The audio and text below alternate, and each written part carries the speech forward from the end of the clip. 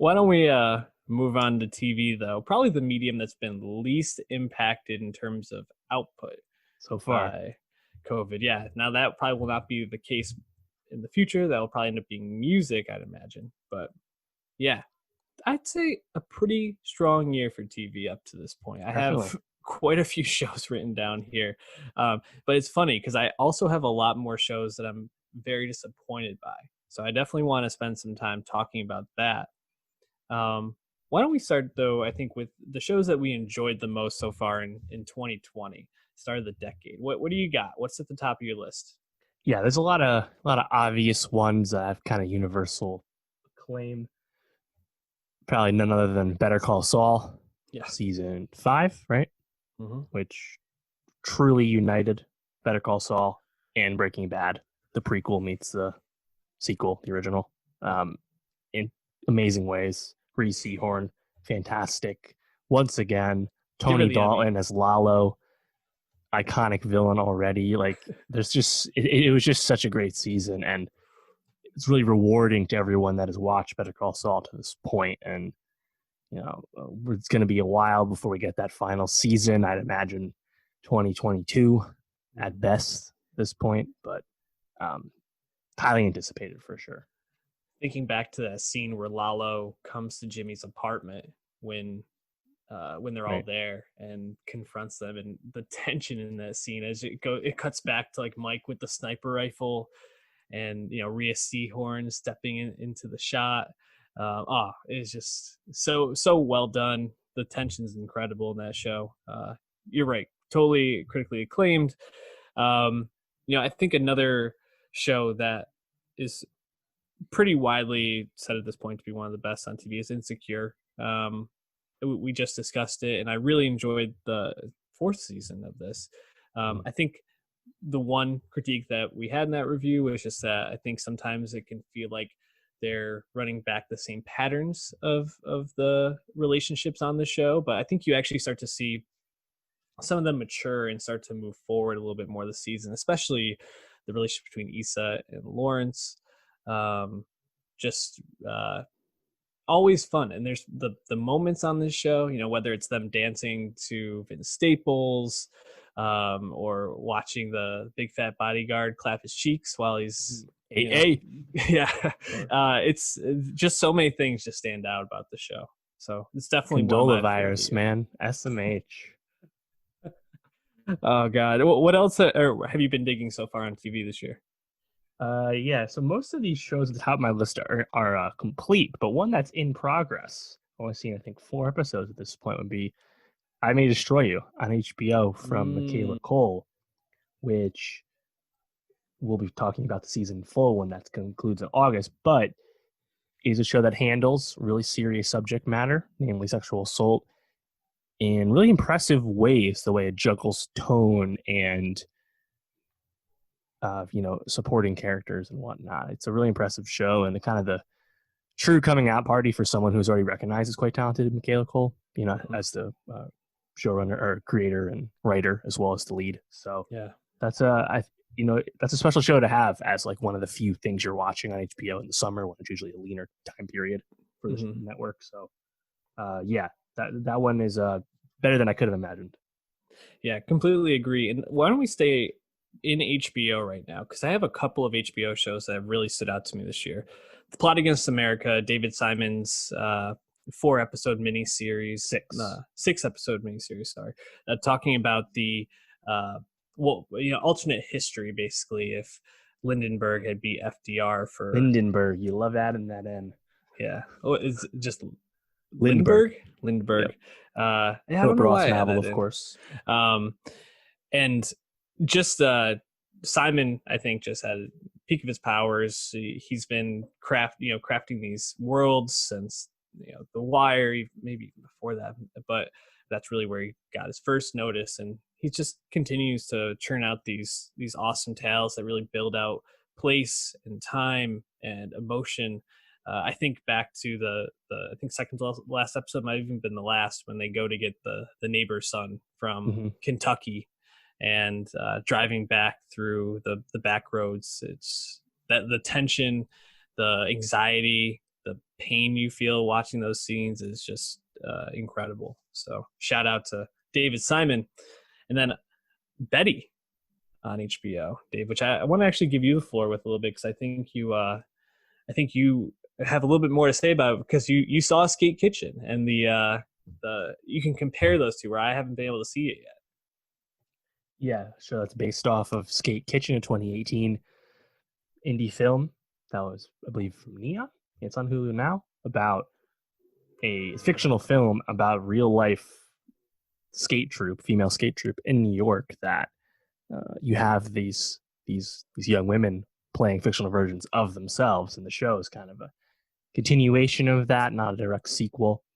And Betty, only 6 episodes, thankfully renewed for season 2. Very exciting, but it's a show that has actually a lot to it, because it's a great New York hang show. You're just kind of in Lower Manhattan for most of it, watching real New Yorkers hang out and do shit, and that's great. It also shows lots of good skateboarding, because all these women are good skaters first, actors second, Yep. They have great chemistry as a result. And it does handle a heavier theme here and there. I'm hoping we get maybe a little deeper in the next season. Maybe we get more episodes as well, but stuff with identity and race. There's a lot of depth to those themes, even if they kind of come and go. Of course, sexual assault and the murkiness that can follow when stuff's not as cut and dry as, say, a Harvey Weinstein. There was a lot under the hood with Betty that I was quite impressed with. But so yeah, I would recommend that show. I still really recommend Skate Kitchen as well, and I'm really thankful that it's been renewed. Absolutely. I kind of put you on the spot there. What other shows are you digging right now, or that you dig this year? Well, two pre-corona shows on HBO as well that I like. The Outsider. Yes. That was a more kind of obvious, appealing thing. You have Richard Price. You have Ben Mendelsohn, Cynthia Erivo. You have like all these like classic parts to an HBO drama. This mystery, obviously based off of Stephen King property, and it's done really well. And I think maybe if like the mystery, how that unfolds or doesn't unfold at the end, might disappoint some, but for me that was really all about the vibe it establishes from the start, and the way the characters interact with that, and their emotions and whatnot. So The Outsider is still a really strong show. Absolutely. And on the other side of that, we have The New Pope, a highly anticipated show, a sequel, spin-off sequel, really sequel to The Young Pope, a show we both really adored. And then The New Pope is quite interesting, because you have Jude Law as Lenny, the lead of The Young Pope, effectively sidelined or put to the back burner for most of the season, and we're left with John Malkovich's Brannick's character as well, who's definitely of a different speed, let's say, than Lenny. And I still really like this season, even if it wasn't as good as The Young Pope, because when Lenny comes back into the fold, it's just such an electric experience, because it's really one of Jude Law's best performances. And that's also a show that Paolo Sorrentino has a lot of visual flourish, really great settings. There's honestly really eclectic supporting cast. I really like the stuff we got with the nuns this time, and the changing title sequence every episode with them raving and dancing and shit. Even if it's not quite as good as the first season, it's still really cool and unlike just about anything else you watch. And Paolo has mentioned that he has ideas for a 3rd season in some form. So I really hope we get that, because if he wants to do it, let's get it. It's the episode where Jude Law wakes up from the coma, and then the title sequence goes back to the song from the first season, along the Watchtower, and just him walking the Speedo. It's just such a awesome moment and change up. Electric. HBO, as always, putting out some really, really strong content. But like I mentioned, so is FX on Hulu right now, man. And I have a couple of shows from here I wanted to shout out. What We Do in the Shadows is probably the funniest show on TV right now. Obviously based on the Taika Waititi and Jermaine Clement movie from 6 years ago, Yeah, 8 years ago, 16, 15, something like that. something like that.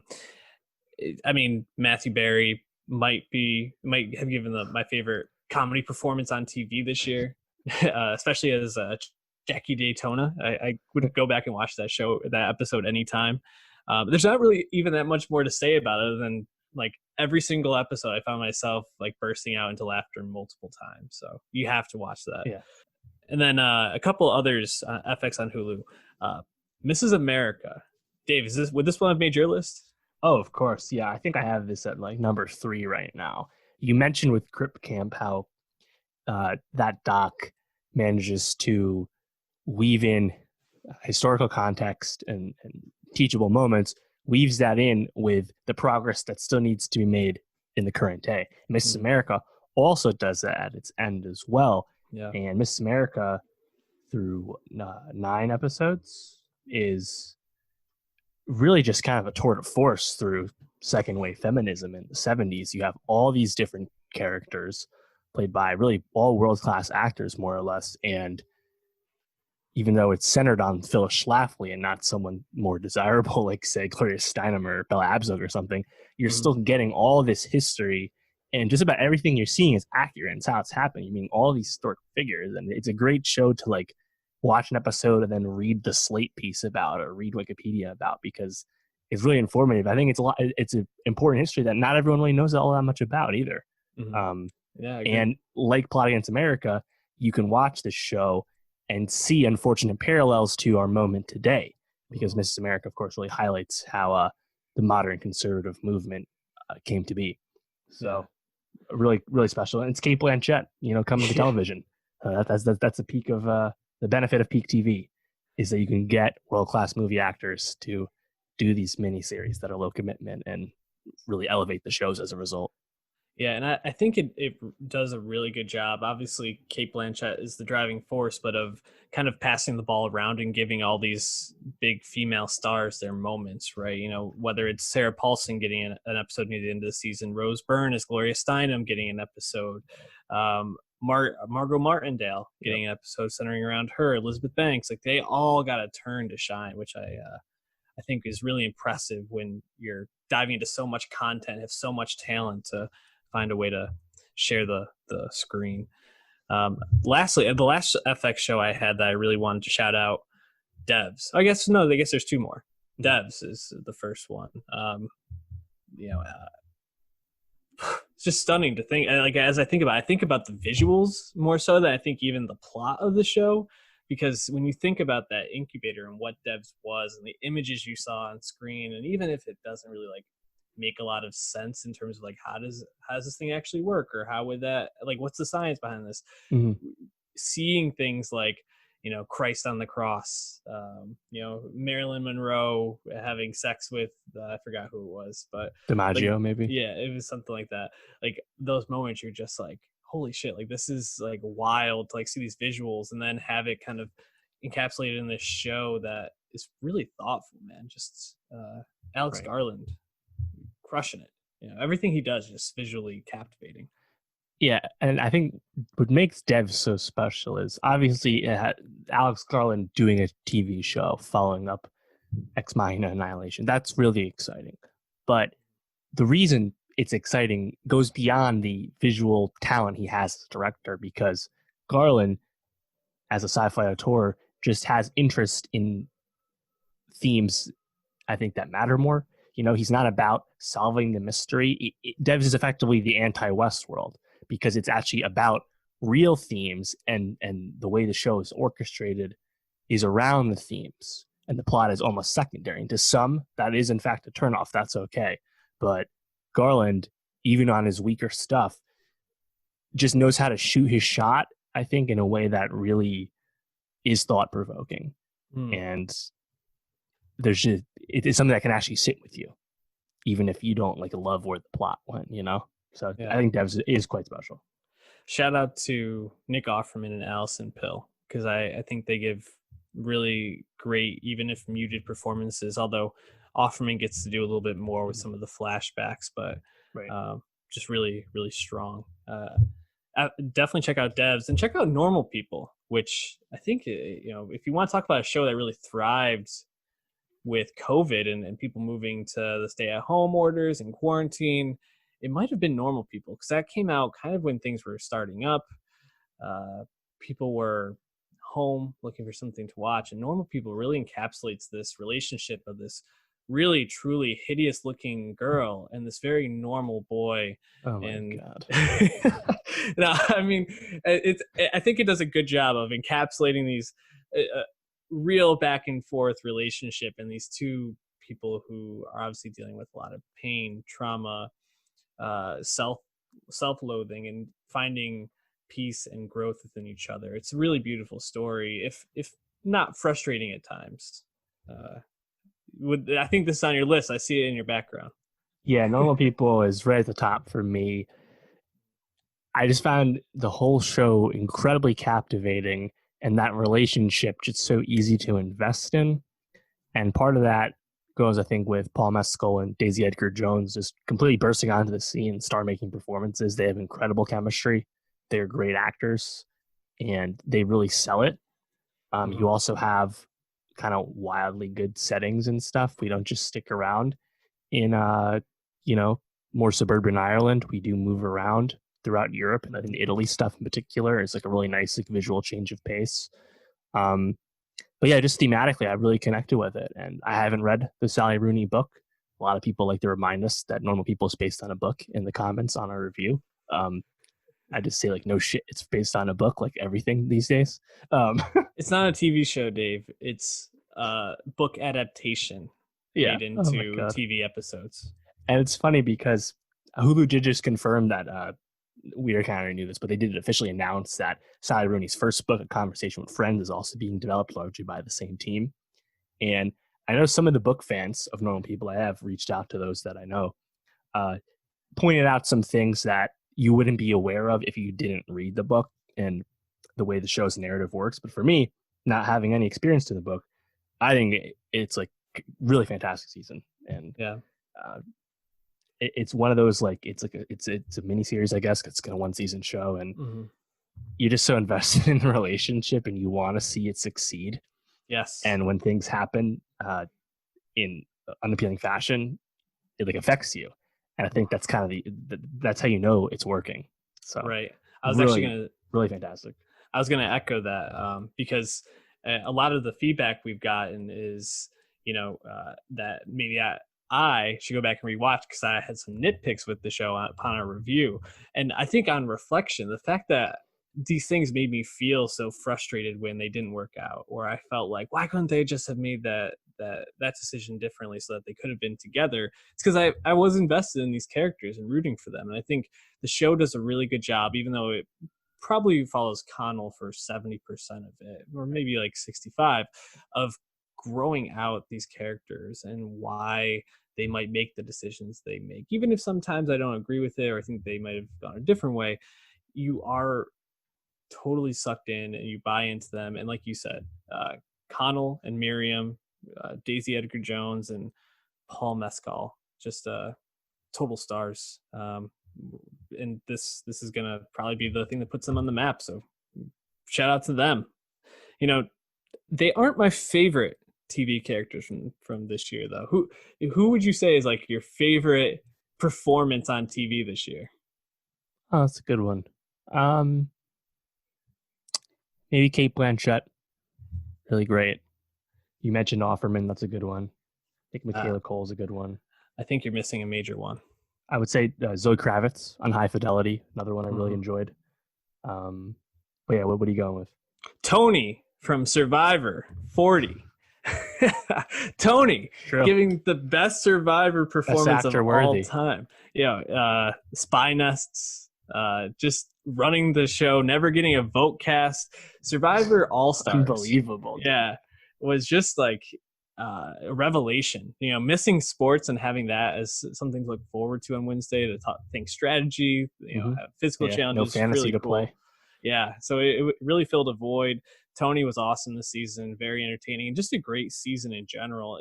I think some aspects of it didn't totally work, like the coins and fucking fire tokens. yeah, What a fire waste. tokens, and even the Exile Island. Although it did kind of have a interesting run near the end to shake things up a little bit. I thought that was great. We do have a bottom three characters on TV list this season. We have I don't think we've decided the order, but these three are just the bottom bitches for us. Sandy from Plot Against America, just really hateable teenage character. Kind of the epitome of shitty kid on TV. You know, it's a common unintentional archetype, but we know it well at this point, and Sandy really fits. Yeah, he came around a little bit at the end, but he's at least redeemable because he's young. Right. Unlike the other two, I'd say. We have Jamie from Normal People, who just detestable. Like that. Yeah, I think he's one absolute piece of shit. You know, he'd be the one on Twitter right now that'd be like, that wasn't actually a noose, Bubba. It doesn't have the right number of knots to qualify as a noose. You know, he'd be like one of those actually people. Yeah, he's of activism. I think he's a total all lives matter douchebag. And then we have Bambi, who Bambi from Betty on HBO, just a major fuckboy, dude. Yeah. Just Camille, super nice. Why you gotta be a dick there? He's also good at skating. Asshole. Total asshole.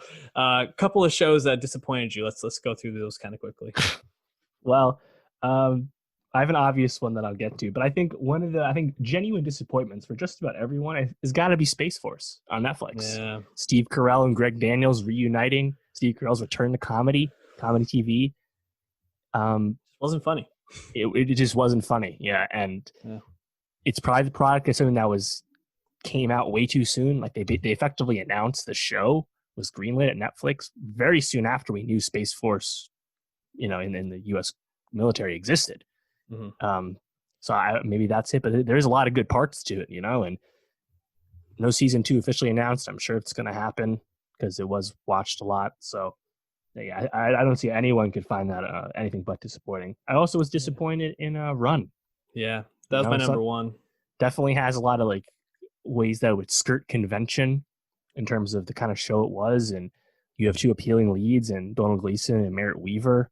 Merritt Weaver in particular is really shining in this, but it really ultimately failed to tell you what to invest in and what kind of show it was supposed to be, and ultimately wastes a really funny supporting turn from Phoebe Waller-Bridge.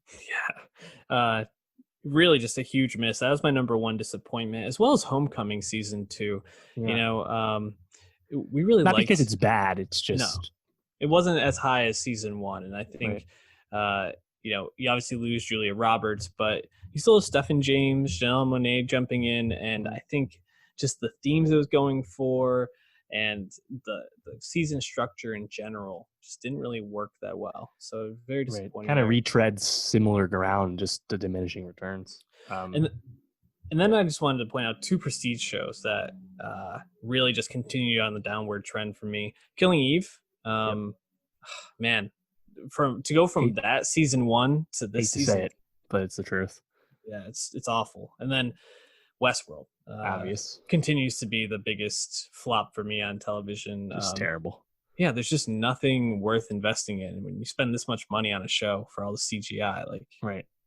But like, it's something that it's so like up its own ass about what it thinks is really deep themes, and it's just not the case. Yep.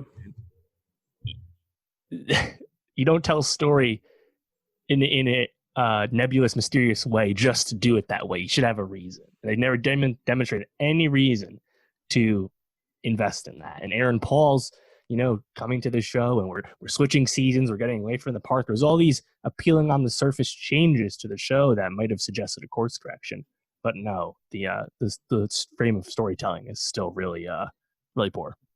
Yeah, but Dave, what if everybody's just a robot? Did you ever think about that? That you're with your big brain, your galaxy brain? Westworld. Enough time with that. TV, still very good this year.